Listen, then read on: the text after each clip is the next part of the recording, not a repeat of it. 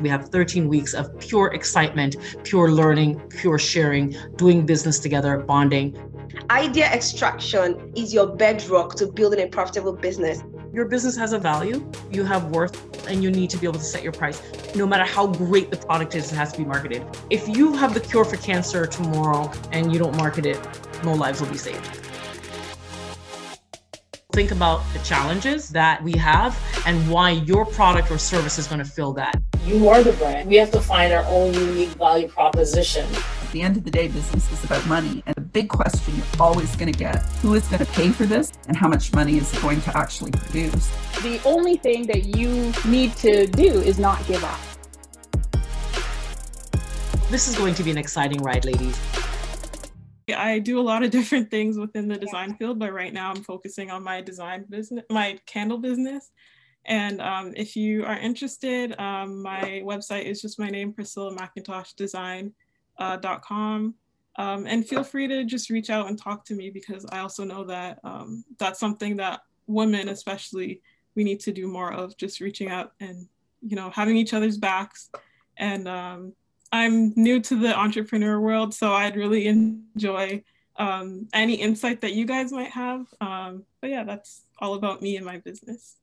Awesome. Please do drop your website and brand name on the chat just so that we can follow up, right? And so next is, hold on, I think it's Cara Design.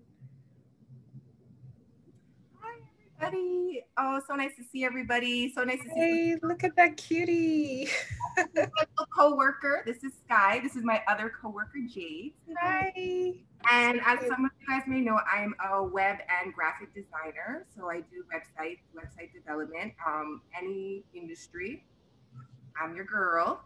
I do graphic design as well. So I'm hoping to do some work for BBPA. I know Nadine I'm waiting for Nadine to get back. Nadine girl, I'm waiting for you to get up.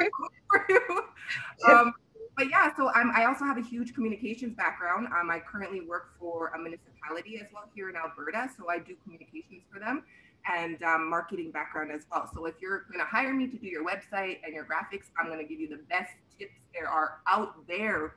So hit me up. You can DM me on my Instagram, caradesigns.ca, and check my website. And thank you. I see everybody. Oh, I love your work. Thank you so much. I see the testimonials. Amazing. Thank you. I don't take up too much time. So just holler at me if you guys are interested or need a website, need some graphics. I'm your girl. Awesome. Thank you. Makisha is next. Makisha.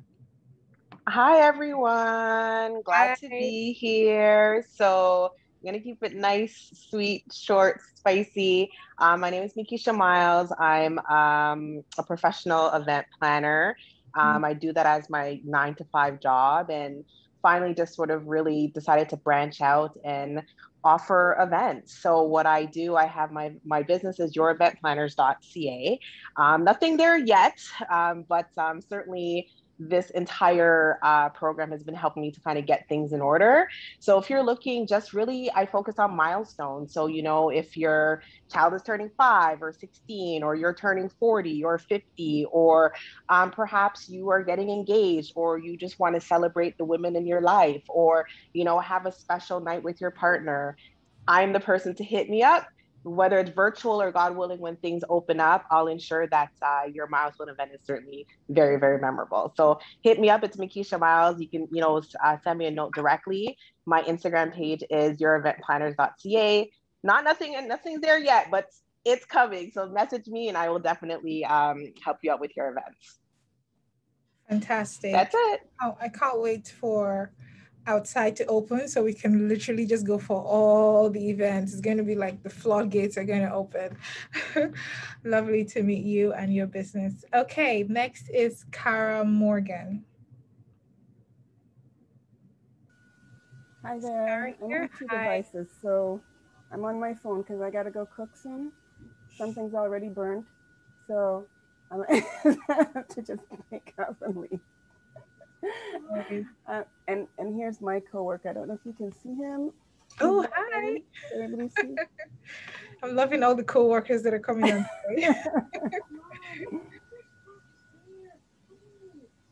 just for a few minutes, and you have to come back down, okay? Hi. Okay. So my business is Planet Efficiency Solutions, and I help professional service providers, growth-oriented professional service providers, and startups lower their operating costs. You see, he just waits until I'm on the break. Operating costs, lower their operating costs and streamline their operations by building efficient, sustainable, reliable businesses. And we do that with digital automation and scalable operating systems. And I'm also building a social enterprise where we're going to be helping BIPOC women from single income families become franchise owners, so owner operators of our blind product, which I don't know if you can see, but that window behind me there has one of them on. It's 90% transparent, but it blocks 92% of the UV rays, and it lowers your heating and cooling costs by about 40%. So during COVID, we launched a portable version of that, which you can just pop into any window that's giving you a lot of glare. It blocks 85% of the glare as well. So if you're getting a lot of glare from Zoom or glare from the window onto your computer screen, it'll block 85% of that while it's lowering your heating and cooling costs year round. And part of the work that I'm doing with the BIPOC women is around anti-Black racism training and education, because I find that people are mixing up a lot of the terms and really kind of missing the mark on what it really means, what anti-Black racism really means. It's not diversity, it's not inclusion and diversity or equity. It's a little bit different. There's a power component to it that often doesn't get addressed. And I think it's important that we as a community really understand what we're dealing with. And just for, I guess, information's sake, I don't think it's a mistake. I don't think it was an accident. I think it was all very deliberate. And I think it was all done purposefully to oppress and really keep people in check. And now they're not just limiting it to race, they're extending it right across the board to just about everything that you can make people fearful and feel insecure about. Anyway, so that's my pitch. If you are looking for help with your startup or anything like that, give me a call, or if you're scaling your business, give me a call. Awesome. Thank you so much. It's a very helpful product. Imagine having to sit in front of your, for instance, your laptop with all that glare. It's very helpful. Thanks for sharing. Okay, next is Claudia, your car gal. You're muted, Claudia. Good evening, everyone. Thanks. Good evening. I'm actually on my way home. And then when I heard, oh, there's a chance to spotlight, I pulled over. There's a beautiful school here. I said, so I thought, so ladies and gentlemen, I'm your car gal. I'm your automotive sales professional. I sell anything from new to pre-owned vehicles, and I would love the opportunity to put some wheels on your driveway. And if everyone here has got a car right now, they may know someone who's in the market. So I would be very appreciative of a referral as well. So I'm your car gal, whether you're looking for new or used. And this month, if you are a Costco member, there's extra savings for you on SUVs, okay? I can be reached directly via my cell phone for personalized service, 416-571-4102, and I'll drop it in the chat as well. Thank you. Awesome, short and sweet. I can't wait to I'm definitely hitting you. I see a lot of hands. I see a lot of hands, so I want everybody to get a chance. Awesome, thank you. Miss Culture, you're next.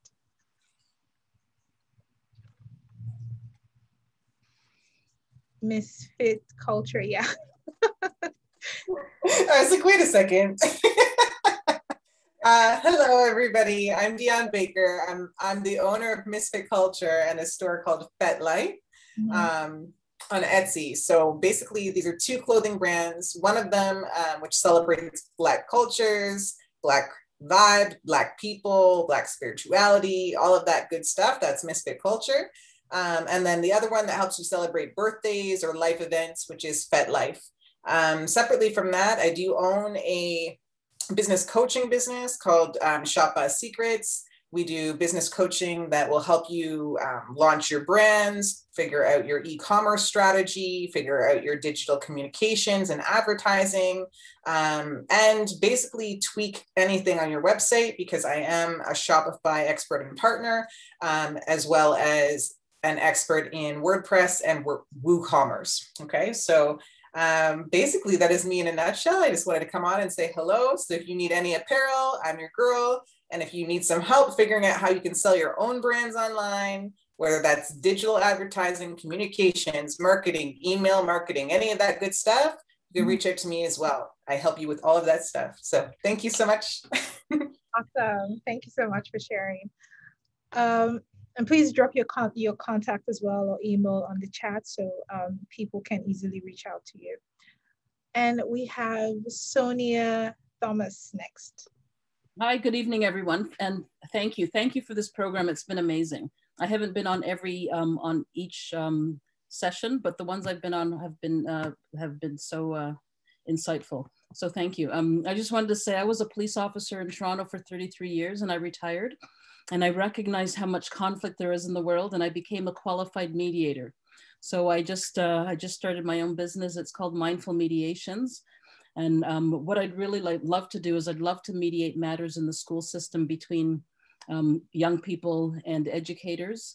And I'd also love to do mediations in families, you know, parent-child mediations or relationship mediations.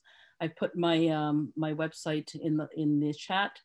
And again, thank you for the opportunity, and thank you for everything that you do, you and BPPA do. Thank you. Thank you so much for sharing. That is incredible. I would not have thought that. Like, it's interesting how I see and find new like services that are very, very much needed, but then I didn't know about until now. And I'm like, I only hear mediation and negotiation in movies, like when they try to diffuse a terrorist situation. But who could have known that this is very needed, even in parents, especially teenagers. You need to mediate like 2/7. So thank you. Thank you too. Thanks for the opportunity. And we have one more, MTS event planning.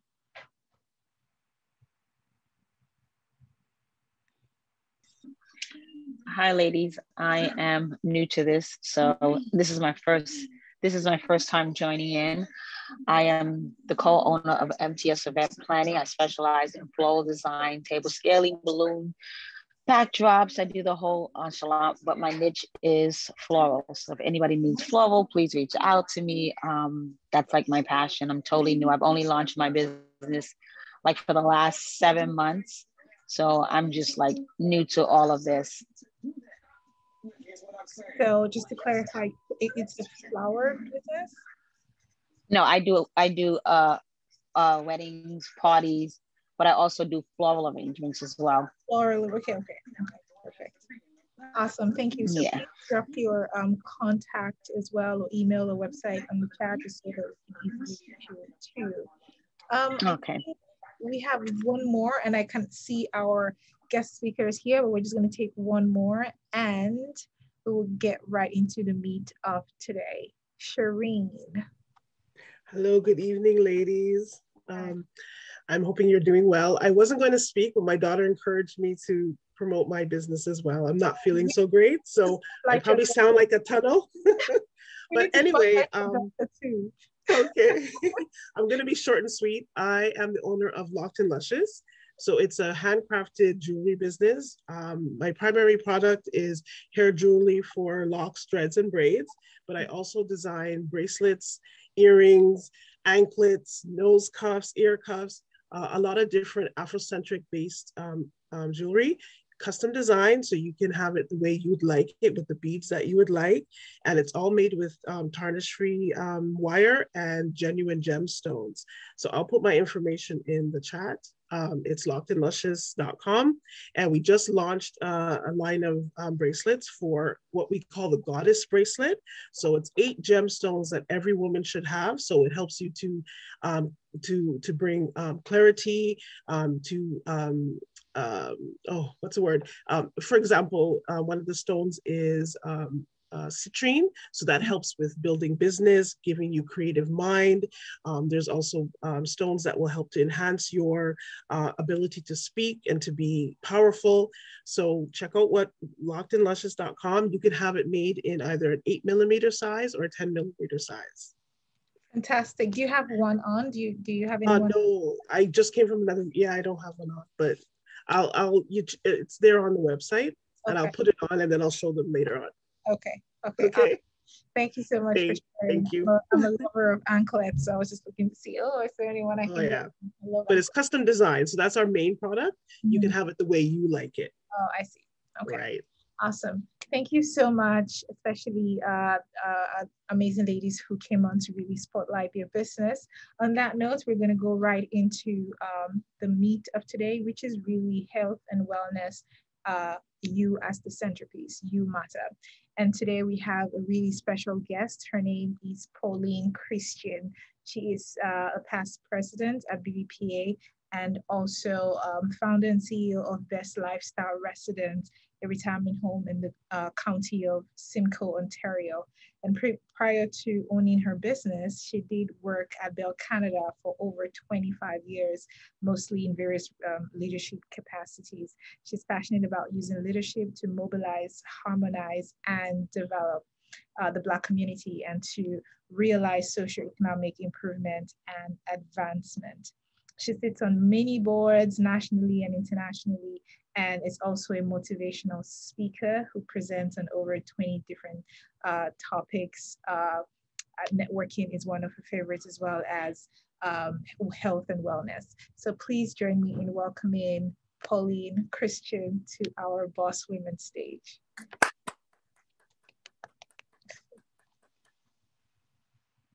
Sorry. Hi, how are you? Hi, yes, we can see and hear you clearly. I know. And all of those books, oh my God. Oh my goodness. Well, I have like 4 computers in front of me, and the one that one is my iPhone, and the other one, which is a new computer that I told you that I was trying to, so I can share screen, it's acting up. So what I'm planning to do, oh my gosh, I don't believe this. You want to email it to me and I can share screen for you? Yeah, okay, okay, that'd be great. Let me do that. 1 second, please. Okay. Let me get it off my. Sorry. Computer just went down.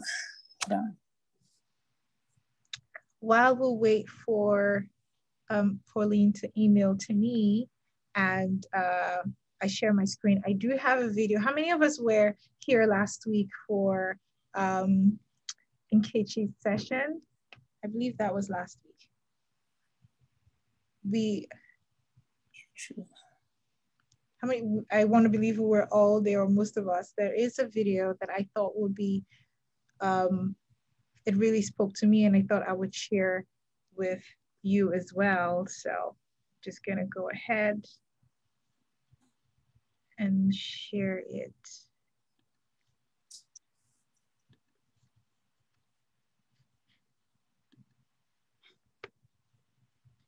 Ooh.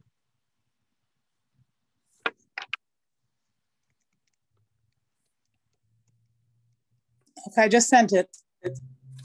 You sent it? Yeah. Okay. Great idea. Yeah. Can we all see my screen?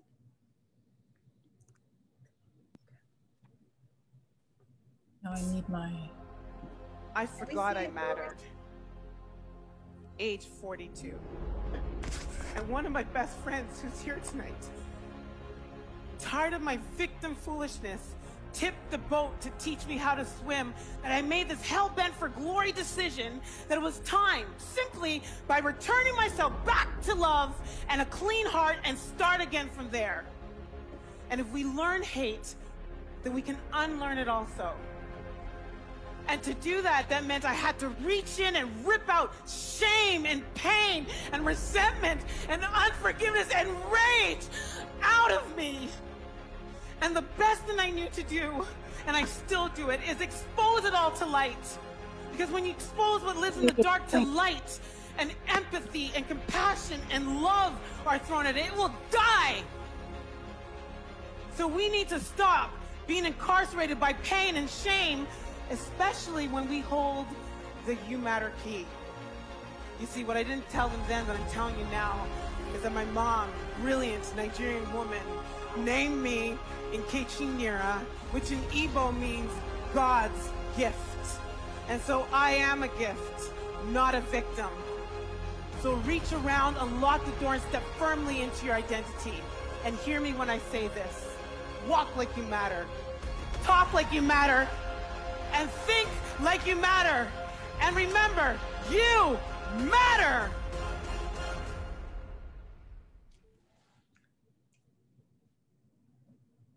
Could we all hear that, or was it just me? I heard it loud and clear. Very nice. Awesome. So I'm just gonna, I got the email, so I'm gonna share in a second. Yes, I am this evening's human energizer. And for those of you that don't know me, I apologize. That was me.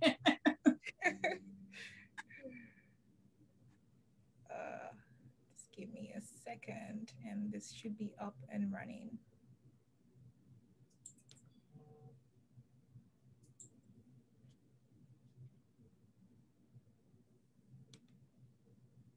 Okay, so you can go ahead while I put it up.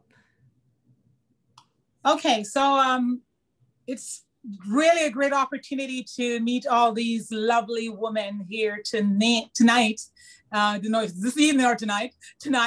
And it was so coincident that yesterday was Women's Day, International Women's Day.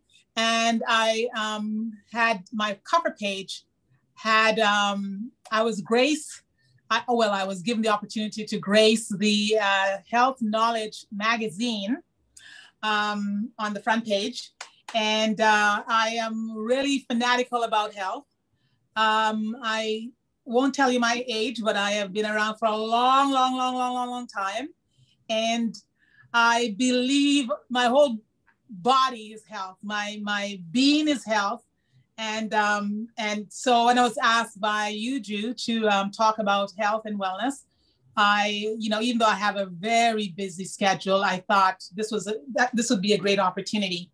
And so you'll see I add to the front of the page, boss women reclaiming their, I can't open up I have to move the stuff. Can you center it? Right. Reclaiming their right to be healthy, wealthy, and well. Reclaiming their right to be healthy, wealthy, and well. And I thought I would add the wealthy to that. So if you could just go the next page there. Juru, are you going to be flipping the page for me? Yeah, I will.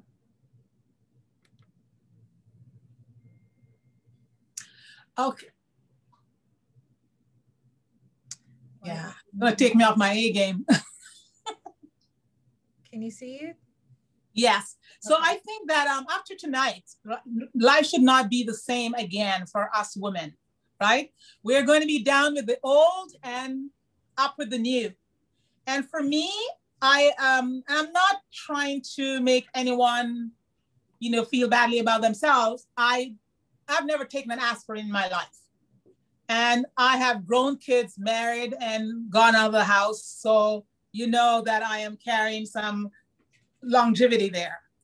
But I truly believe in health. I was a PE teacher as well. I started out as a PE teacher and social science teacher with a little bit of emphasis on health science.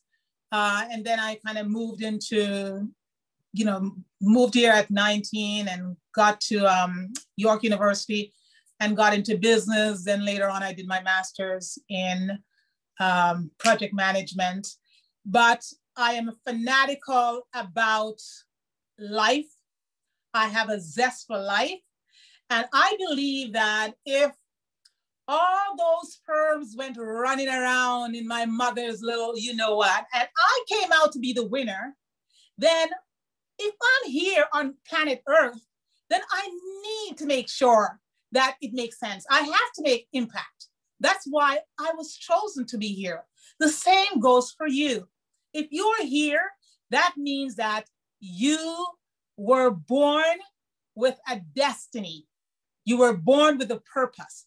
So as women, I know that there was a report that came out by RBC that in 2026, that women are going to be forerunners in entrepreneurship and in the business sector, right? So if we are now, owning our game and moving into the business space, entrepreneurship space with power and dignity and knowledge and charm and all that that we as women have, then we got to be prepared to be here for a long time.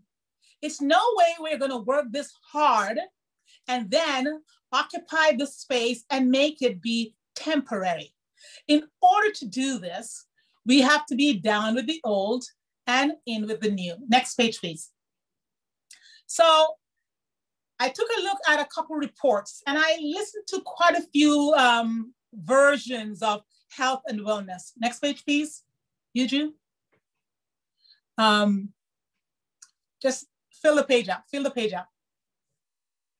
So I took a little bit of a note of how people were viewing health and wellness right across the spectrum. And everybody has their own version. The reason why I haven't taken an aspirin since I was born is because I was purposeful about it, that I did not want that to happen. Because I see my father died at 56 years old. I see my mom, she lasted longer, 85. However, I see what they go through with diabetes. And I think that we have had the opportunity to be in the Western world where we're bombarded with knowledge, information. And I think that with the information that we have, we should be the most informed women on the planet. So with all that, why aren't we using the knowledge that we have in front of us? Everybody has a cell phone. The greatest university is Google. We can find anything we need. We can do anything we want. So if we have all this information, why aren't we using it to our benefit? Which means that if I am going to be a trailblazer out there in the market space, I got to know that I only have one body. Without my body, there's no me. Don't people make you think that, you're vain or you care too much about you. The kids are here, the grandkids are here. Yes, but I need my time for my devotion. I need my time for my workout. I need my time to get away. I teach my kids from they were small, find some place to go. We took them on trips, right? You need to leave the space and go out into the universe. God gave us, and I'm a spiritual woman, so you may hear the God coming in now and then. Forgive me for those who are not on the same page. But I believe that God gave us dominion over the earth. So I teach my kids that don't have anyone put you in a cubicle and ask you to stay there. The space, we were given dominion over the earth. So we need to go and take control of the earth. But if we don't take control of ourselves, we can't take control of the earth. So look, diabetes, when we look at one of the #1 silent killer right across the globe, it's diabetes. If you could throw those numbers up for me, Yuju. But the 1919 report, there was a 1919 report from Diabetes Canada. And it shows that one in three Canadians is suffering from obesity. 1 in 5 children from obesity. And it also shows that we have about 11 million people right now in our country that are suffering from diabetes and pre-diabetes. Then we may think that, okay, but what about heart attacks and cancer and all those other ailments that we're so scared of? But we don't know that diabetes is the onset. Like when my mother passed away, and her name is Queen Victoria, I love her to my grave. And when she moved from the States and started living with me, I made sure that she was balanced in terms of working out schedule, keeping active, eating properly, being on the vacations with us, all that good stuff. So sometimes people say, oh, well, Pauline is a workout freak. She is da-da-da-da-da. I would say no. It's not about me going to the gym not now, because, the gym is closed and I'm not going to risk my life, never having an aspirin and to now being in a hospital bed. So, so I am going to make sure that I protect myself, right? So here we go. We got to know that most of the ailments that women endure are due to their eating habits. And eating habits, that's based on a choice. We choose to eat what we want to eat. And if we understand the whole system around eating and food, and I know that, we're a socialized community, that food means a lot to us because we got to go out dining, especially if you're a CEO or a senior member on your team, or you're the girl that's controlling your little zone. I know you have to meet people because we're big on networking. You can't do well if you cannot navigate the scope of your space. So you got to be able to navigate, contact the powerhouses in your community, form some kind of alliance, right? In order for you to understand the state of the nation. Because if you don't understand the state of the nation, it's going to be very difficult for you to really get your business ahead.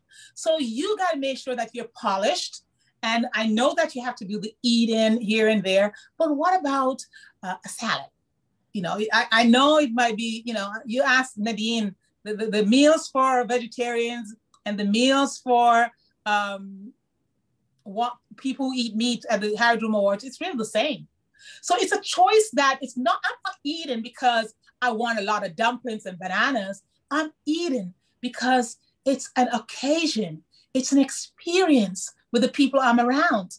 So then the whole shifting of mindset as to what you eat is now different. So the approach is different. And now you're really in a different space. Now, go to the next page for me. So now we need to understand, and I think there's a lot, and if you do your own research yourself, you'll realize that there's a lot of misunderstanding when it comes on to health and wellness. Everybody has their own version. And that's why I don't listen to anyone anymore. I'm my own theorist. I'm the theorist for Pauline.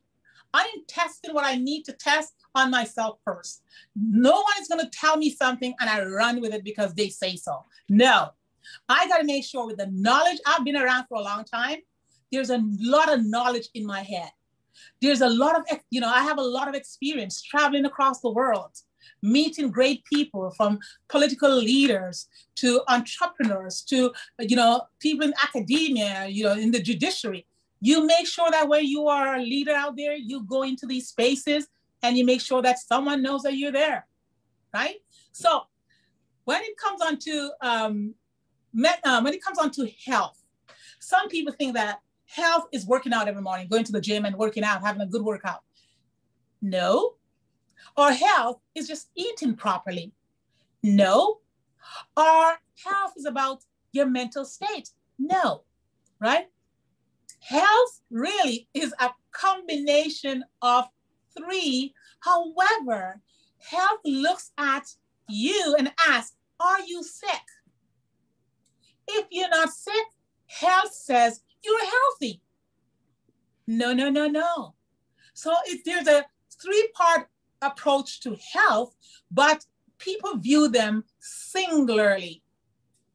It's a composition of all three pieces that I think you're missing the social piece there, Yuju. Maybe you could just click. Yeah, it's on the left side. Yeah. So people just think that, okay, you know, if one is okay, then I'm okay. But all three gotta be in balance to be so-called healthy. But now when we, you know, and if you look at WHO, you know, it gives WHO's version. All my notes are in that pile, so I'm really talking off the top of my head because all my notes are in the bottom there, so I can't see anything. But yeah, so WHO had a more comprehensive view to health and wellness, because when most people think that healthy is not being sick, you know, and because I have been sick and I haven't had an aspirin, it doesn't mean that I'm really well. It doesn't really mean that. It just says that, you know what, you haven't shown any symptoms that you are sick. That's what it's saying. But people are going out there working out hard, but they're going home to terrible relationships. They can't sleep, so you see them in the gym. I'm not saying that was me. I love the gym. You know, so they're at the gym morning, noon, and night. But because there's someone in their bed or in their house that they can't stand, and so they're finding a way out. It doesn't mean that they're well, but it shows in their bodies that, oh, they're nicely proportioned and all that good stuff, but that's not wellness. So if you flip over to the other page there, Eugene, we will find that wellness is a state of mind. It's a perceptive, it's your perception of life. It's how you feel.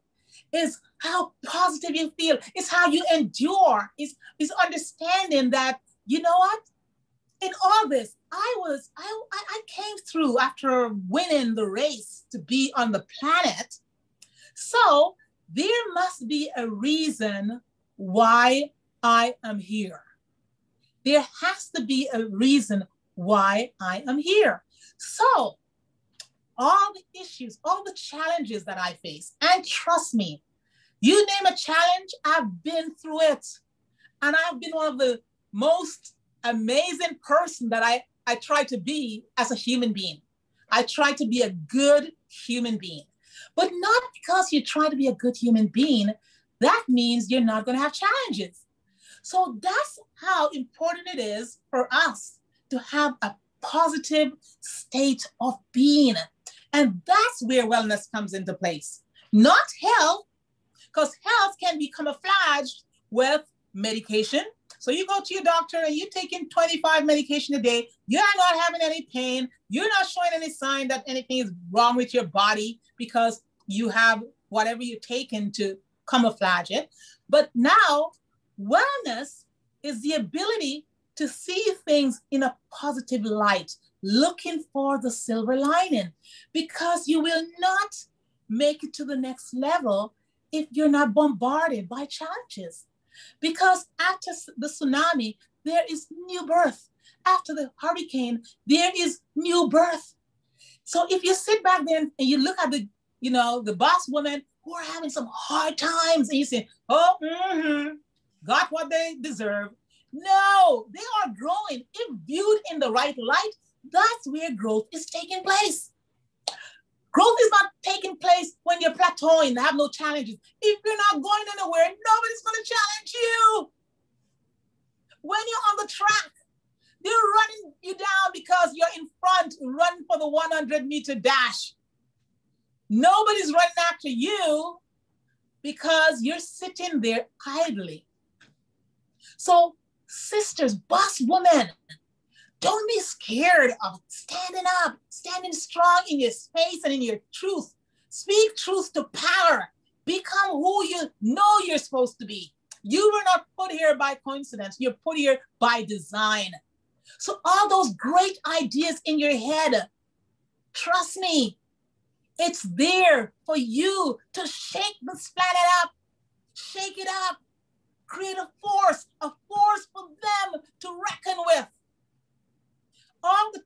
they're talking right now about social inequity and anti-Black racism, whatever. You know there are opportunities. Stand up to your game and go after everything that you need to go after to become who you're supposed to become. Don't get worried and bombarded with the things that may happen. Is my phone? Yeah, okay. The situations that may come your way, right?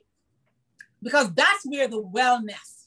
So I need you all to understand the difference between healthy, because healthy is a part of your wellness.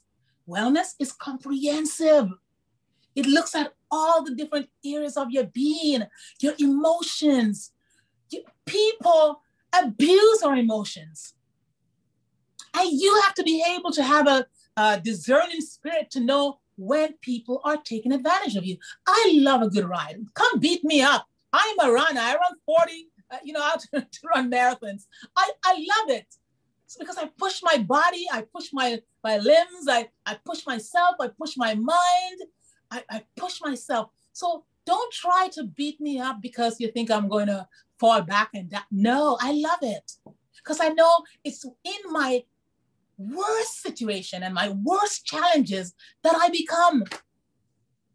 I haven't worked for anybody since 2008.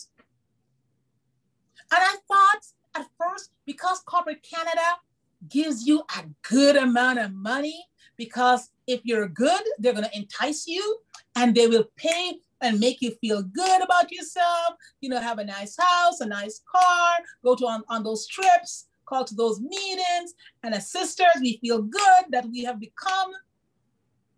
Nothing beats having your own business and not being paid in it, but taking and making action, pushing the goalpost. You become invincible. Don't be scared of the challenges. You got to get well. You must get well. You must sacrifice to become well. Because when they steal your wellness and they steal your resilience and they steal your stamina, they steal your grace and your love, and they put these roadblocks in your way because they want to take you down. You got to know how to ride above it. Know how to ride above it. Because every time you ride above it, your legs get stronger, your muscles get stronger, because that riding, and if you believe that you're part of that masterpiece, you know that everything that comes in your way is preparing you for the next level. How many of you, and I wish I could see you guys' faces, how many of you can attest to the fact that you've had situations where you think, man, this was a great friend who did this to me. And you think this would have taken you down. And then later on, you realize that you are put into a position, and if you didn't have this best friend doing this demonic things, you wouldn't be able to hold your own, being put in higher ranks to deal with more responsibilities and to deal with other demons. You would not have the stamina to deal with it, the fortitude to deal with it, and the backing to deal with it. So you got to tell yourself, I am here by design. I am not here by coincidence. So anything that happens in my way is to either make me better. The reason why you would, I always say to myself, if I know I'm a good person, if I know I'm a good person and I'm doing everything in my power to be an impact, to represent my race, to represent my family, to represent womanhood, to do all this stuff, and things I know that are unearthly, ungodly, demonic come your way, you got to say, it's here for a good purpose. Never do revenge. Woman, I'm telling you, never be revengeful, because every time a negative spirit comes out of you, it replaces all the positive spirit that's in you to move mountains and create roadblocks and tsunamis, right? And to make sure that people know that we are gifted. We're here for a purpose. So never revenge. Always look for the silver lining, because if And I think, I can, I better move on. Okay, so make sure that with wellness, all these 9 areas gotta be fulfilled. And it's not gonna happen overnight, but it's great when you have that consciousness that, I'm knocked down right now. I'm being depressed. I know people are taking advantage of me because I know I'm designed for a purpose. And what they're throwing at me right now, it's taking away my attention. Trust me. You throw bullets at me, I don't even feel it. When I'm on my path and I understand my trajectory, don't try. Don't try. Because and two, I believe that the whole globe is my space. So I'm not getting cornered in some little cubicle. I am not, right? So I gotta move. Okay, let's move on. The other thing is self-care. Self-love, self-care. That is critical. Self-care, we need self-care. We need to ensure that we are priority. We cannot be good to others if we are not good to ourselves. So we gotta make sure that we are taking care of ourselves, okay? Let's move on because I'm running out of time. Sorry about that. I gotta, one of these days, okay. So self-love, self-care. Okay, so physical fitness. I'm just gonna run through these quickly. So physical fitness, to be well, physical fitness or wellness is important. It's possible that you might have disease-free body, as I said before, disease-free body, but it doesn't mean that you're physically well, right? So don't get that mixed up because you're not feeling pain. It's really, where's your mind? How is your mind? How does your mind feel? What's your outlook? Are you giving up? Because the minute you start to give up on any of your big dreams, you know you're not well. So start, so the signs are really on the door. You got to pay attention to it. Emotional wellness is important because, a lot of our people, a lot of our women, they go through a lot of depression, mental illness. There's a lot of money they're throwing on us with the mental illness thing. And we got to make sure that they don't stigmatize us while they're throwing the money at us to identify us. So you got to make sure that, if you believe in the higher powers, which is emotional wellness and the spiritual wellness, I think they kind of tie in, right? So when you feel down, if you believe that there's someone out there, we call that person different things. You feel that they have you here for a purpose. Trust me, it will help. Okay, next page, let me just fly through this. Intellectual wellness, we know that because all you women around the virtual table, I know you're all intellectual women. There's no problem when it comes on to us being intellectual. We know it. They can't hold us back from that. Right? They try all kind of political talks and social adeptness talk or, all the stuff, but again, we need mentors to guide us along, right? Spiritual wellness, I believe 100 million into that, right? Again, I kind of talk that through, so I know you'll understand that. Next. Yeah, social wellness, guys, I know, even for me, I know I protect my social space. I understand it, but you gotta know that you don't have to be there talking to everybody and everybody thinks that you're such a nice person and then you get out of your space and get out of your character and then people have a lot of stuff to say about you. You gotta know how to choose. You gotta make sure that as women, you have a personal advisory of people who have been places that you haven't been. If you're always looking to the person that's down there and keeping them all as your friend, you know what? How are you going to grow? I know you're helping. So you got to be always pulling people up, but there has to be someone who's pulling you up. So you got to position yourself like how you position in your company, right? With a personal advisor.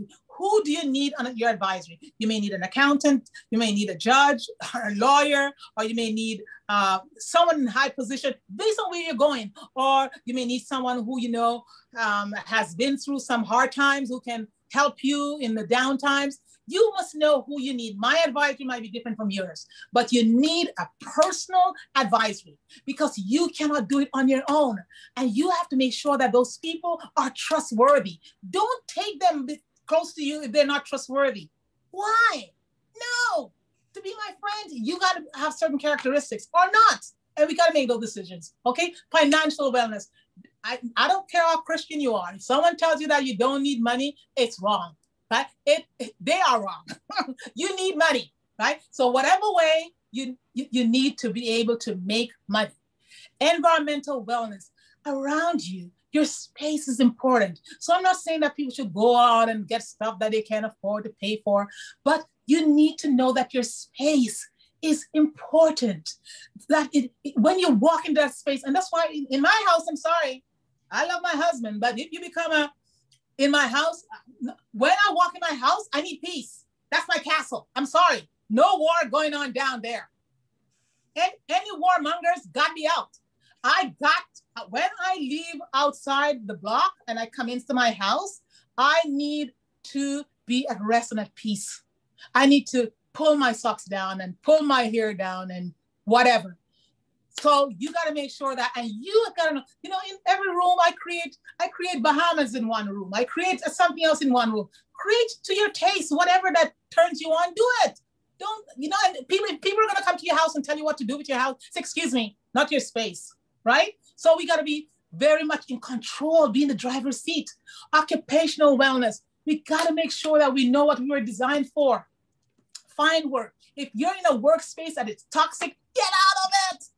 If you're in there and it may be, it's really giving me some challenges because I know it's preparing me for the next space, fine. But if it's there because people are haters and they make your whole body get into all kind of stuff when you walk into no, you don't need that, right? You just have to stretch your wings. But sometimes women, we feel too comfortable. We feel too comfortable with men who beat us up and we keep loving them. We keep still, work where they don't pay us enough and we keep going back there.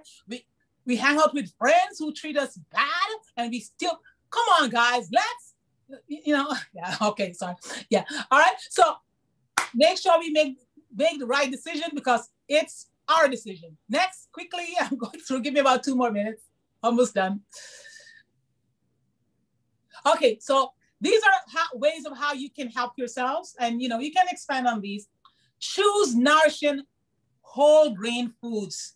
Guys, I know I'm a vegetarian. I'm not telling everybody to be a vegetarian, but if we work so hard to get to the top, why don't we want to actualize our dreams and enjoy our dreams? I know we need to leave old money for our kids. I know that. And you guys are young, I'm old. I know we need to leave old money because you got to know how the whole design is to change, increase generational wealth and to get our people moving in the right direction. But why, after working that hard, you don't want to live to enjoy it by taking care of yourself? Because you think people are going to say you're vain? Oh, excuse me, right? So do what you got to do and make sure that, you get to a doctor before the doctor got to get to you. You should aim to live before, after, when death is after you, now you're worried about living. Every day in your consciousness, you should be zealous after life, have that thing about life and go after it. Number 2, connect to a movement practice. You got to move, keep moving. Walk, move. Because remember, diabetes is a silent death and the partner is sitting. Diabetes is over here and sitting is over here. So in your thing, just keep moving. You're in your house, move. In your house, it's your house. Move, do your thing, get some, those little videos on screen and enjoy your workout. Engage in mindfulness and practice. Guys, be mindful of others. Sometimes you get that angry feeling. Think about others, be compassionate, be empathetic, and understand people in their moment. Not because I always say, when you're in your bad moment, I need to be in my good moment. But we can't be in the same bad moments all the time, at the same time. So if you're my friend and I care about you, when you're in my bad moment, I gotta be in my good moment to balance it off. It's all a balance. Life, that's what life is. Minus and plus. And then you look at the net, and at the end of the week, you look for a net plus. But you're gonna get minus and you're gonna get plus. It's okay. If you're with people and they make you think that when you have a minus, a downer, and when you get out of your zone and they make you look, don't bother with them. They don't understand life. we have been around for too long with all kind of information and knowledge. We need to understand life, and we need to be there and create a great support infrastructure for women. It's okay. It's okay if you start this diet, so-called diet, and it doesn't work. It's okay.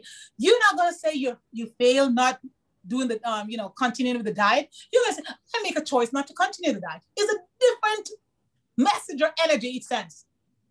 I make a decision. I am not going. Trust me. I'm really fit, but trust. If I'm on the road and I need some fries, I shouldn't be having them, but I'm hungry. I'm going to go to McDonald's and get some fries. I'm not going to eat meat, but I may have some fries, right? So but I'm not doing that all the time, but I may do that sometime. If I'm in a state of hunger, I may do that, but I choose to do that. I choose to have my friends. Some may not be great, some might, and I know them, so I position them differently. I am in control of my life, right? Take time to sleep, rest for self. I need to tell myself that. I have a whole different theory, but that's the right theory. So I'll just run past that. Okay, journal regularly. Get into writing. Some of us, we have to write all the time because of the work we're in or what we're supporting. But take time to write things. Be a creative writer. Write what's in your body, and sometimes you go so deep here. And where did that come from? We surprise ourselves. But if we're not actively involved in us, in the depth of who we are as women, we can't find these things out. We're just taking what they send us every day. No, whatever you send me is recycling stuff. Send me what you have been sending us for a long time. Don't tell me what I know. Tell me what I don't know. Tell me the tricks to the pudding, right? Learn something new every day. Go around people who will teach you stuff. You learn something new every day. So you're growing. So you get so excited about life because life is always this newness. And when you're in your own, like I haven't worked for anybody since 2008, but that doesn't mean that I don't get up at 5 o'clock in the morning or maybe 4. I'm in control. So because Bell, when I'm working at Bell, I can get up at 5 and bring in all that, millions of dollars for those business units. But now I am doing my own thing and I should just slack around. No, we need to be principled for our own.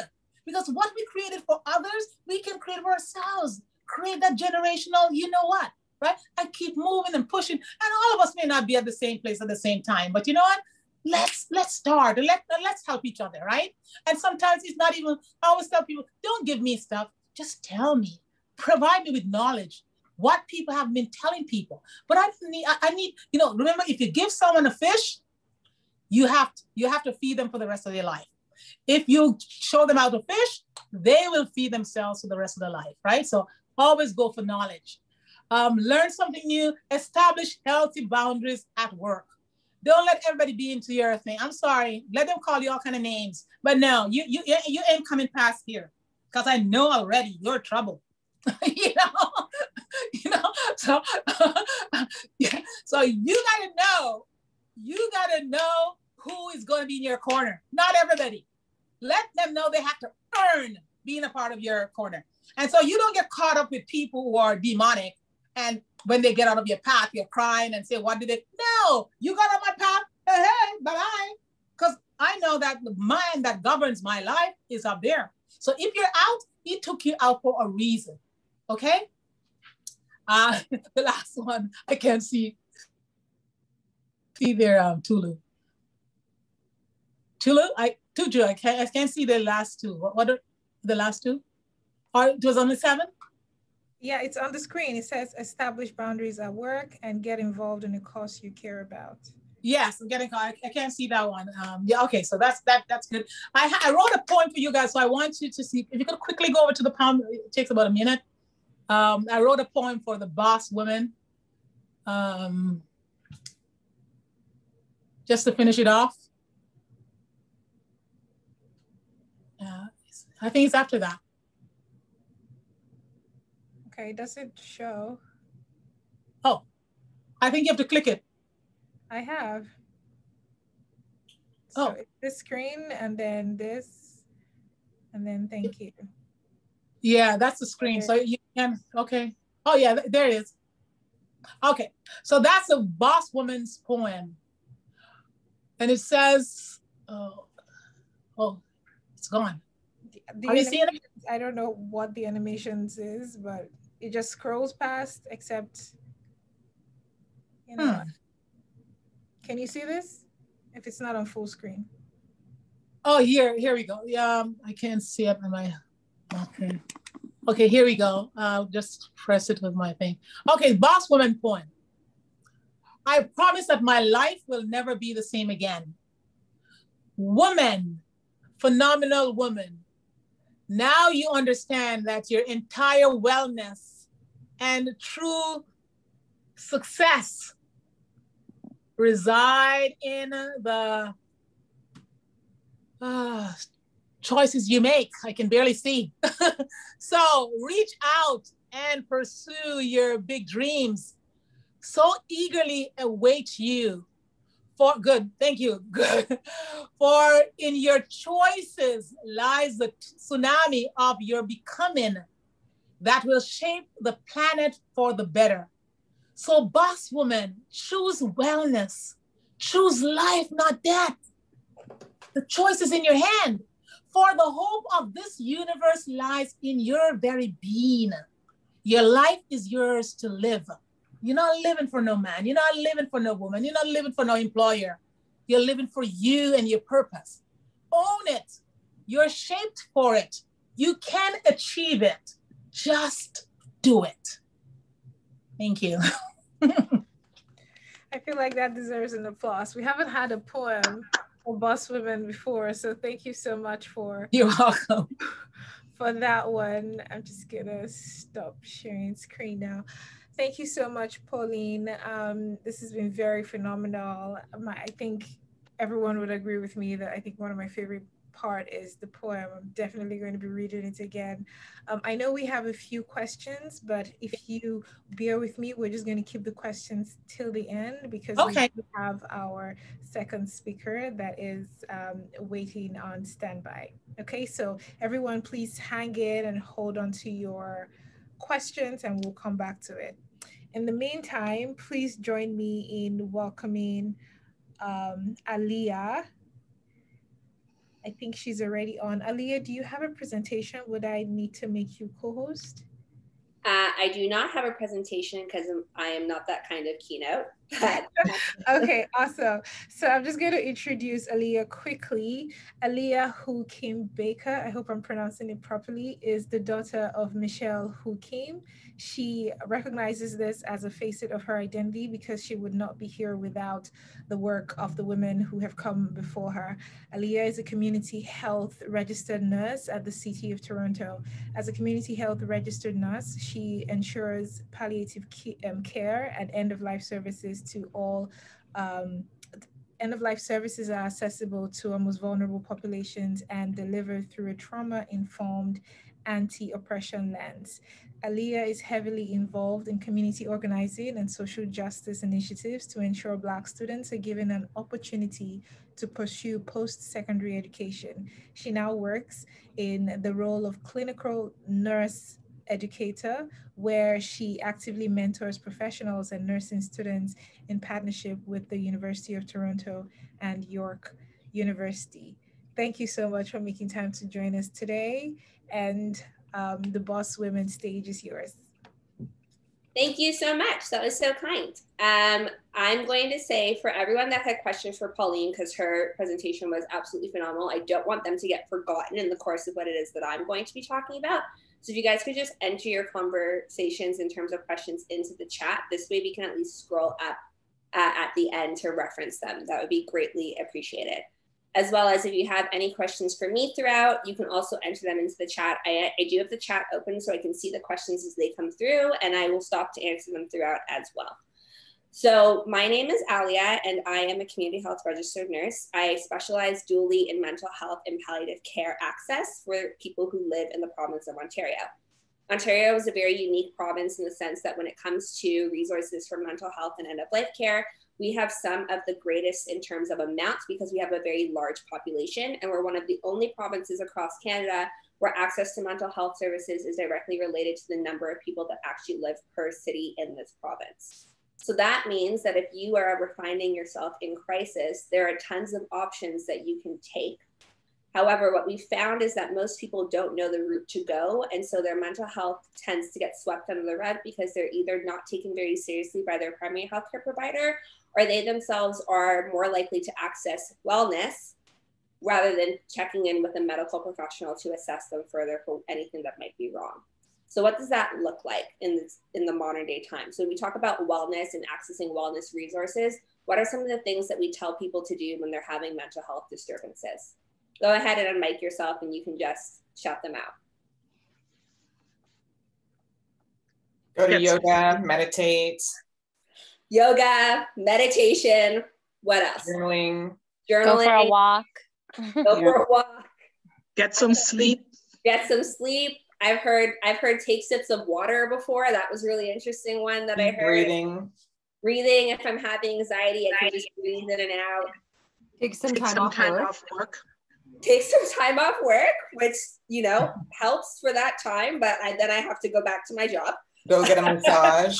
Eating well. Go get a massage. Eating well. Drink some tea. Drink some tea. I'm from the Caribbean, and so that is a famous one that I used to get as a child. Is nothing to be bothering you. Go and drink a cup of tea. Grow a garden. Grow a garden. Prayers. Pray it away. And so the reason that I love this activity is because it allows us to recognize the way in which mental health has not become stigmatized by the public, but it's more so become stigmatized within our culture. As Black people, we are taught about mental health as being something is wrong with you, and therefore we can't talk about bad things. So I remember growing up in a very traditional Caribbean family. My family's from Jamaica. And so we are very religious. We're very indoctrinated. And the infamous statement, if you were feeling unwell, it was go and talk to God. And while I recognize that my relationship with my higher power is very important to who I am as a spiritual being, I also know that these feelings of sadness could not evade me as I grew older. And so as circumstances changed, we migrated from Jamaica, we came to Canada, I started a new school. Did I do well? Sorry? Yeah, I went to school, and one thing that I noticed was that this feeling of otherness was still something that I tended to carry in my pocket. So despite all the praying, I then went to university and I got my yoga teacher training because I was like, oh yeah, I'm doing all this yoga because it's going to make me feel better. I might as well go and get my 200 hour. So I'm a certified Moksha 200 hour teacher, which if anyone knows anything about Moksha, it's just like Bikram. It's yoga that's done in a room that's about 98 degrees Fahrenheit. So I can do some really wacky poses while sweating absolute buckets. But even after 200 hours of yoga and 7 classes a week and all of this meditation, I graduated university and I still felt extremely unwell. And by unwell, I meant that these feelings of sadness that I tended to gravitate towards, no matter the time of my life that I was enjoying, no matter the success that I was coming by, I got my first job as a registered nurse. I was working for the government right away. I didn't have any sort of like other struggles when it came to my finances or my relationship with the higher power. And yet at the exact same time, this was a sentiment that I could not replace. But wellness felt very accessible. And that's the thing that we need to talk about, is the fact that it is easier to access things like yoga, meditation, journaling, drinking sips of water, drinking cups of tea, going for walks, planting a garden, than it is to access things like psychotherapy, trauma counseling, medical attention for real psychiatric problems that we may be facing, such as depression. So when I reached the tender age of 24 years old, I said to myself, I'm really, really tired. And I'm not just tired because I do a job that's really demanding, or I walk people through the stages of end of life and I carry people through grief. But I'm really just tired of doing everything other than the thing that I think I actually need to do, which is go and see a doctor. And it was because I was so encouraged by the community that I surround myself, which is other Black women who have been accustomed to struggling mentally with their emotions and independently. They call on their sisters to talk about their feelings, but they won't call on a psychotherapist. They will call on their communities to ask them for recipes to eat better, but they won't go to their doctor and ask for medication for their mind. And there comes a point in time where you have to ask yourself, as someone then said to me, why do you like to suffer? So I'm here to talk about how do we remove ourselves from enduring our own suffering. It first starts with acknowledging that there is trauma. Trauma is passed down ancestrally, being the fact that racism is ingrained into us as Black people. It is carried over from our slaves as they moved across the world and into North America. And so automatically that trauma that has been ingrained in us from the time of slavery and oppression, it sits in our body. So what do we feel like in our body when we start to feel anxiety? What are some of those bodily feelings? Go ahead and unmic yourself again. Your heart's racing. Your heart starts to race. You feel like you can't breathe. Like you feel claustrophobic. Yeah. What else? Sweating. You start sweating. Your palms get sweaty and your arms get sweaty. Paralysis. You just can't do anything else.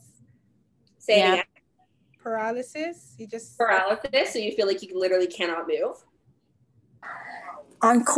You just cry. You nonstop just crying. Crying is a really good one. You know, I wasn't much of a crier when I was a child, but I realized that the older that I've become, now when I feel anger, I actually cry.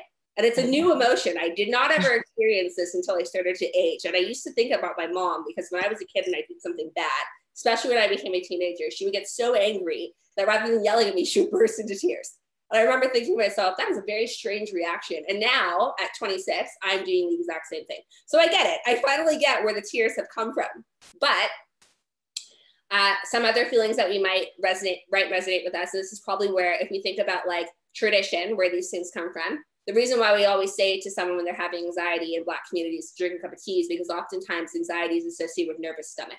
So you'll notice that you feel like you have to go to the bathroom. All of a sudden, your stomach is starting to hurt you. It starts to gurgle. We also notice that when we see children who are experiencing anxiety, they'll throw up. So that you can get so anxious and so nervous that you can make yourself vomit. So it looks like stomach aches, it looks like vomiting, gastric indigestion, paralysis, increased heart rate, sweaty palms. Fear. Overall fear. And that is our fight or flight response kicking into our body, except what we used to think about when we think about science, we used to think that it was one was going up and another one was going down. So your central nervous system was going down and your peripheral nervous system was raising itself. And so that's why all of these emotions would start to kick in all at once. And we feel that overall paralysis because all of our other nerve endings are being light on fire. However, we now recognize it as a feedback loop. So rather than one thing happens and another thing doesn't happen, our body is actually sending us into a rapid cycle of emotions that eventually have to end. And the result is that when they've ended, we can actually make ourselves sick. So you ever notice that when you go through something that's extremely stressful, in the following week, you get the flu, or you start to have those flu-like symptoms? That's that body aches, lethargy, extreme fatigue. That is our body's literal feedback loop on fire right now, kicking in to tell us that you've overexhausted and overstimulated your entire peripheral nervous system. And so as a result, we are now sending you to sit down on purpose because your body needs an opportunity to recover. So I looked a lot at these patients that I would help pass away. And while I'm helping the family grieve the loss of the loved one, the family, despite the fact that they have all of these resources in place, such as nurses coming to their home and people coming to help support them shower and people bringing them meals, once that person actually dies, everyone in the household would get the flu. Didn't matter if it was the spouse or the child or the cousin, anyone that was residing in the household leading up to that person's death would get sick. And that feeling of sickness is the fact that everybody's body was on such high stress leading up to the anticipated death of the person that was expected to pass away, that people literally felt run down by the time the crisis was over. So what happens if we never actually build ourselves back up post that crisis? The more crises that occur throughout the course of our lifetime, the worse our feedback loop is going to respond. So maybe the first time the crisis happens, it knocks you down for one day. Then maybe the second time the crisis happens, you're out for 2 days. Maybe the third time the crisis happens, that you're out for 3 days. But there's going to come a point where by the 5th or 6th crisis, your body does not know how to return to normal. Oftentimes we see this in our patients who get hospitalized with psychosis. So they've gone through so many extremely stressful scenarios back to back to back with no break in between, that by the time the last scenario occurs, their brain says, we've had enough, but also there's no opportunity to rest to recover. So this is about how do we access resources to invest in our own recovery, right? Well, it starts with acknowledging the fact that a trauma actually happened.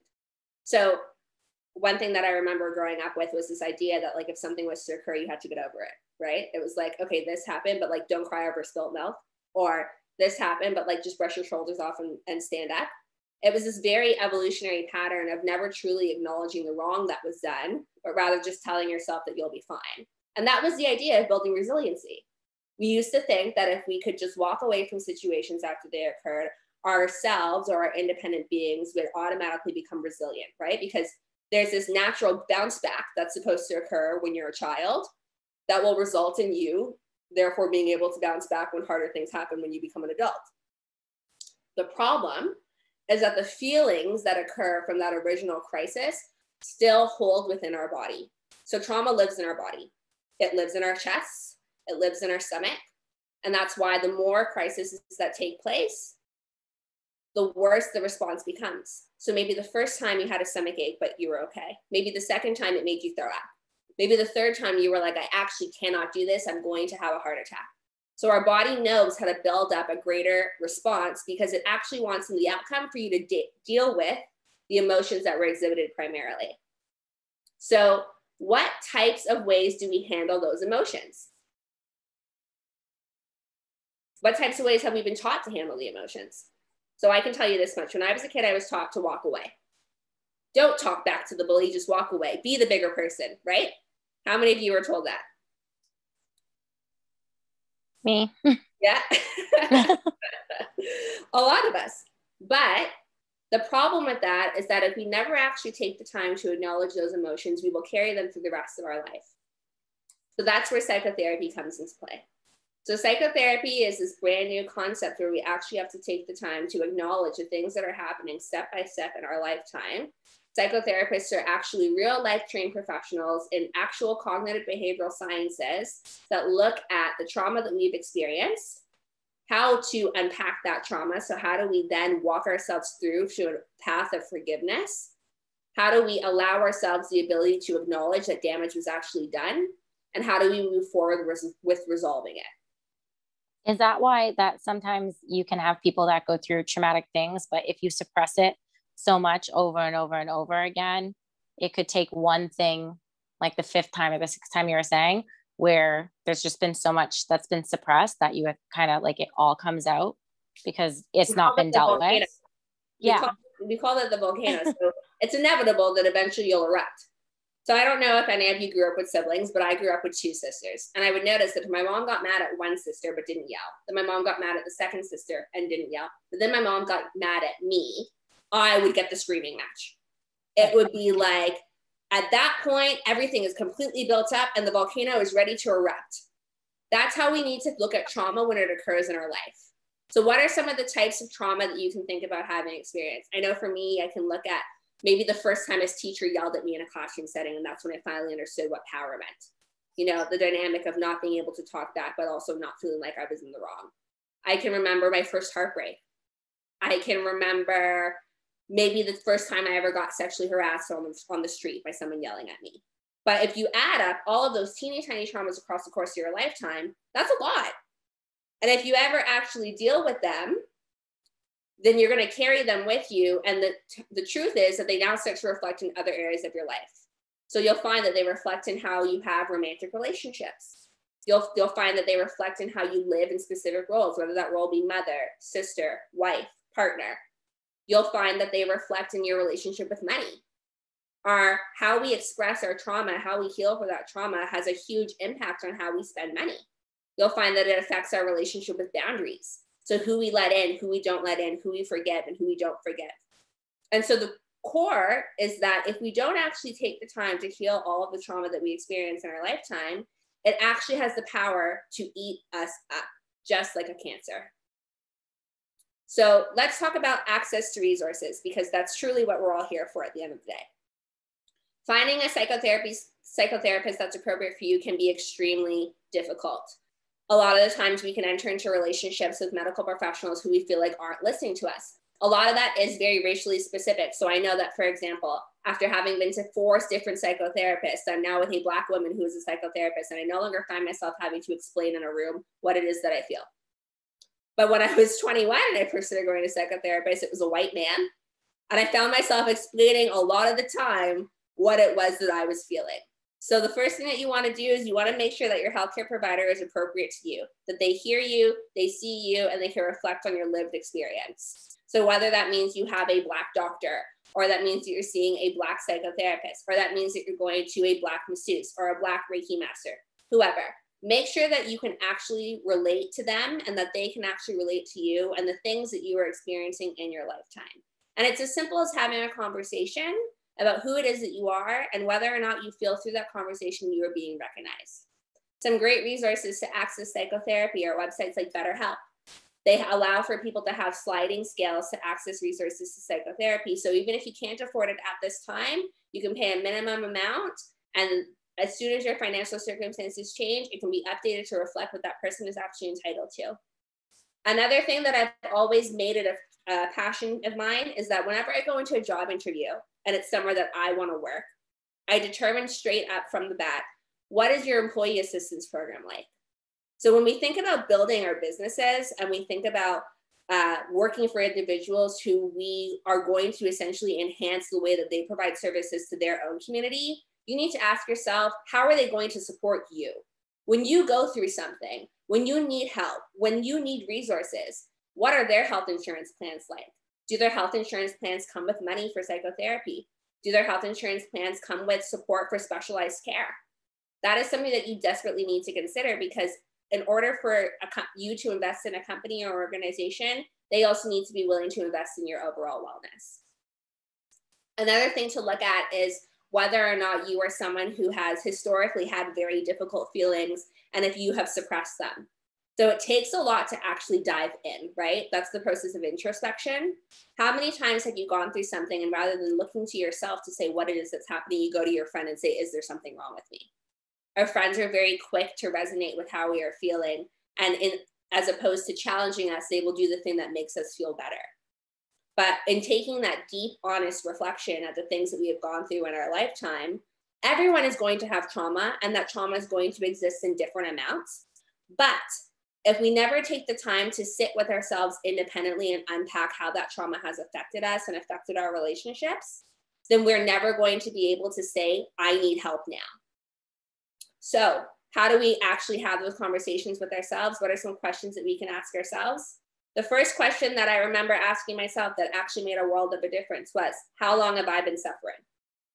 I took a count across my lifetime of how many times that something had hurt my feelings. And not hurt my feelings in a way that I had been made to feel like I was being oversensitive, but hurt my feelings in a way where if it happened again, I actually realized that my reaction changed. And my reaction changed not for the better, but more so for the worse, where I now coped with it in a negative way. So the first thing was, is how long have I been suffering? The second thing was, who do I need to forgive? We often think of forgiveness as this very layman's type term, but actually forgiveness consists in 3 components. So in order to actually practice forgiveness, you have to do 3 things. It's also the same 3 things that you have to do in an apology. So forgiveness looks like this. Number 1, acknowledging the thing that was done. So what was it that was actually done that hurt your feelings? Number 2, explaining why it was hurtful. So why was that thing that occurred so painful for you to endure? And number 3, asking if it could happen again. And this is the hardest one, because if you're asking yourself, can this happen again? You're actually taking a deeper look at whether or not this is something that you're tolerating from this one individual, or if this is something that is being tolerated amongst other areas of your life. So that actual reflection allows us to decide whether or not we have boundaries. The third question that I asked myself was, what are my boundaries? Boundaries are a form of self-respect. This is something that I want you guys to say all together. On the count of 3, we're all going to unmic ourselves and say it with me. 1, 2, 3. Boundaries are a form of self-respect. This is so important, especially as Black women. We carry the struggles of everyone. whether that be our families, whether that be our businesses, whether that be our relationships, whether that be our friendships. If we don't ever have boundaries because we are constantly lifting them, then we will never have enough respect for ourselves to acknowledge when someone has done us harm. Because we'll constantly be looking for ways to have that person still continue to see us in good light. And when we continue to let people see us in good light, we continue to give them opportunity to evade our boundaries. So ask yourself, what are my boundaries and how have they been violated? Because at the end of the day, whether or not you think you are deserving of true help is directly related to those three things. What is the trauma that has occurred in your life? Who do you need to forgive? What are your boundaries? What you'll realize when you do this is that in reality, there's a lot of things that you have to get through.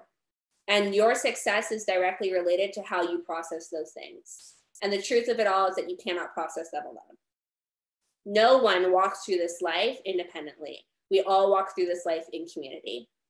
And so build yourself a community of people that are actually supportive and reflective of your own well-being. And that has to include people who are trained in delivering care that is both trauma-informed, anti-oppressive, and anti-racist. So how do we make sure that we get that? We pick healthcare providers that look like us. The best care that I actually got came from someone that looked like me in all three levels of my life.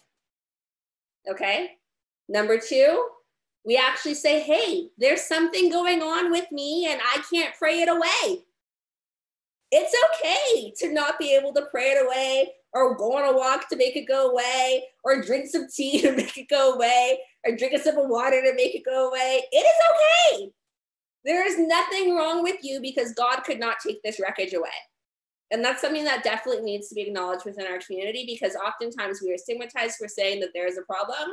And I'm here to tell you that there is absolutely nothing wrong if something is wrong. Okay? So, number three, pick up the phone and ask for help.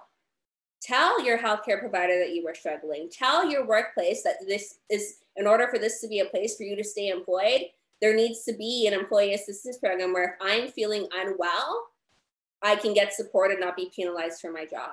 Ask your organization about what supports there are in place for mental health and well-being.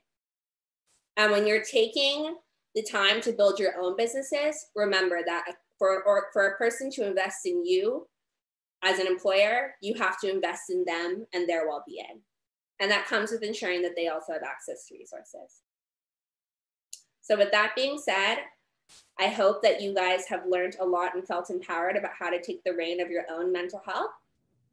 If you have any questions, feel free to ask away.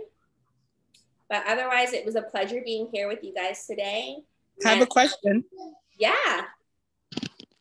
Okay, so you talk about forgiveness and with mental health and speaking to and how you cope with it.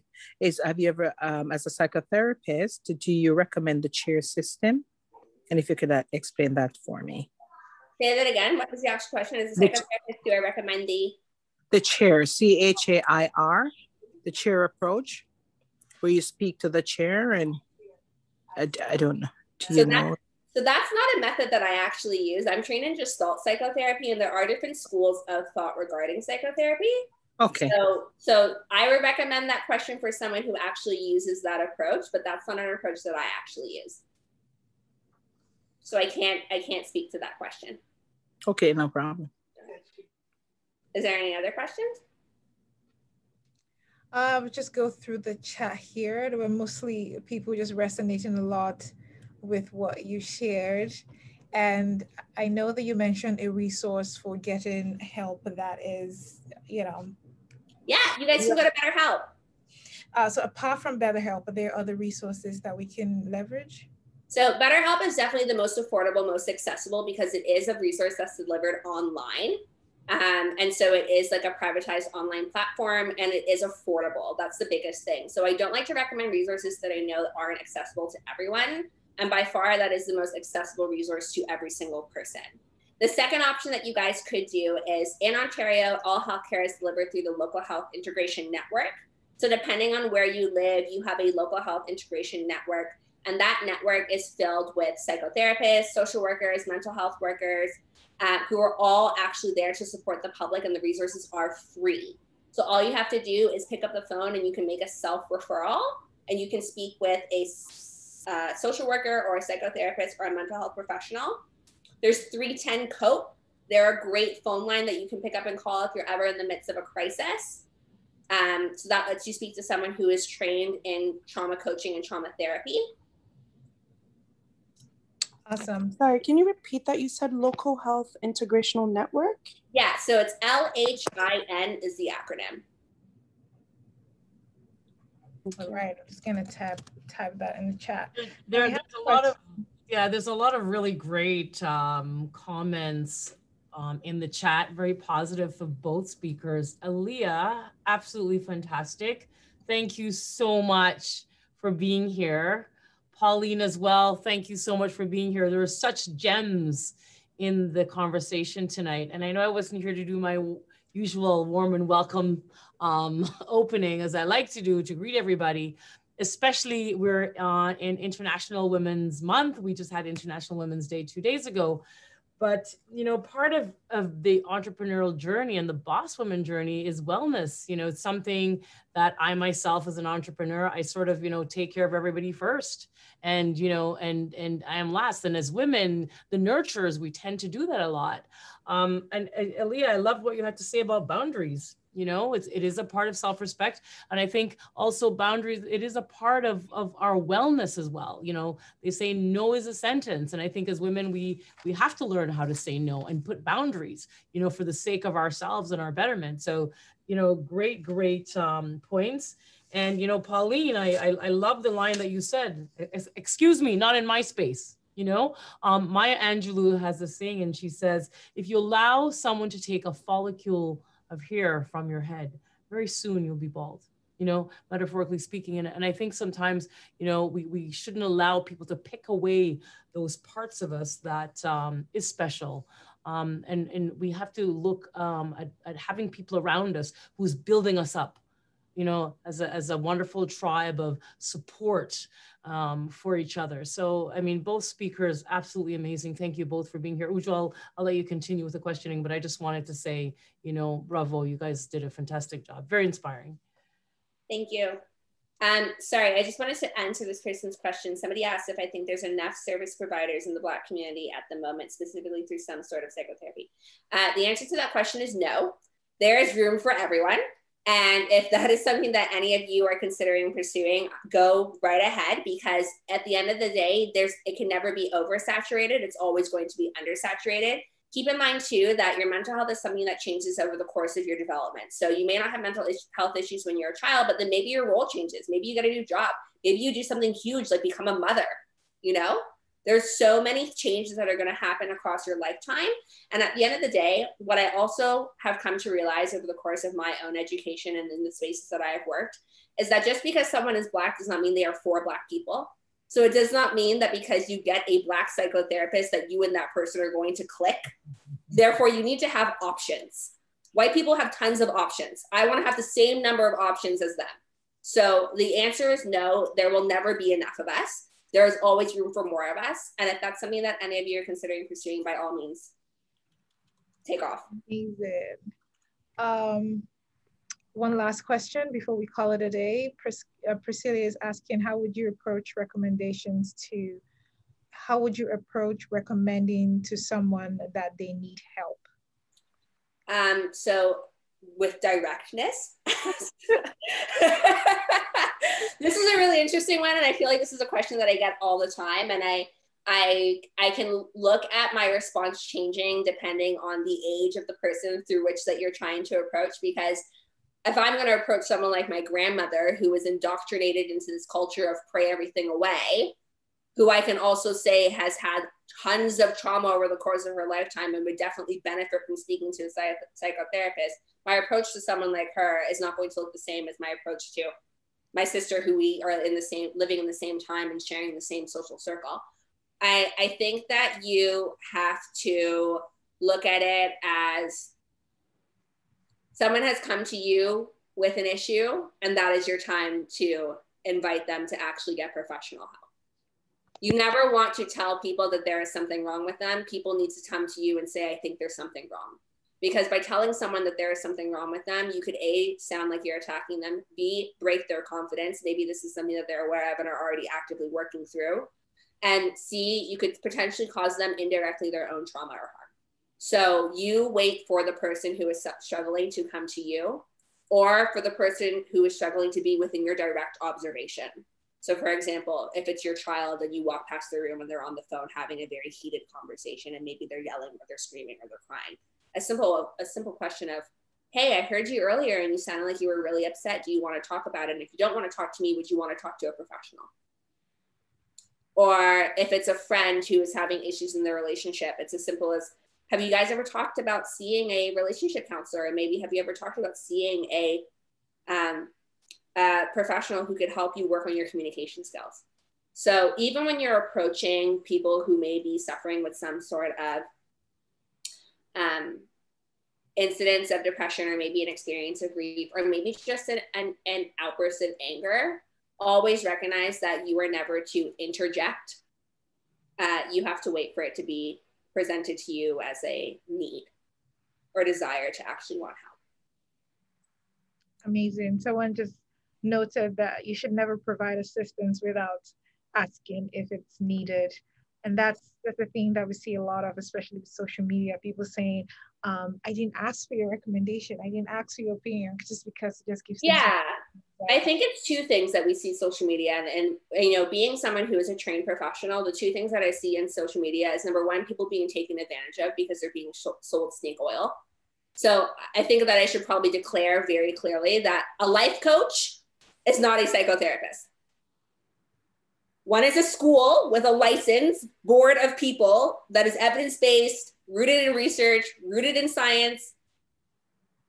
The other is a social phenomena for which I experienced something difficult, and this is how I got through it, and you should all share the same method because this worked for me. So it will work for you. And this is the thing, it's like when we look at this in the School of Nursing, we have several areas of research. We have feminology, we have, which basically looks at like lived experience. We have actual evidence-based learning, which is looking at actual research studies and looking at quality improvement indicators and how do we measure those across the course of lifetime? How do we watch people meet development goals? What are the expectations for behavior as we transgress throughout the course of our life?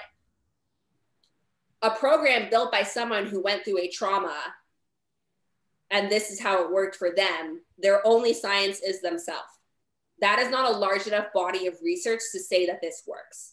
So it's really easy when you are struggling to get preyed on and become victimized to a system that was thought to have done some good because it worked for them, and the expectation that it's going to work for you, or more so, not even, it's not the expectation for you, but it's more so the promise. It's the promise that this is going to work for you because it worked for me, and so buy my program. No trained psychotherapist is trying to sell you psychotherapy. There's a huge difference. I don't need to sell psychotherapy. I can recommend people go to psychotherapy, but I don't need to sell you a program to convince you that something is wrong with you, over pathologize what it is that's wrong with you, and then expect you to pay me hundreds of thousands of dollars over the course of 6 months and you'll be cured. Trained, licensed psychotherapists who recognize that trauma is something that occurs over the course of our lifetime. You are going to always be in an active state of working through your healing. I'm going to build you up with the adequate amount of resources. But at the end of the day, the goal is for you to be independent in your decision-making and not rely on this program. That is the difference. One is a life skill.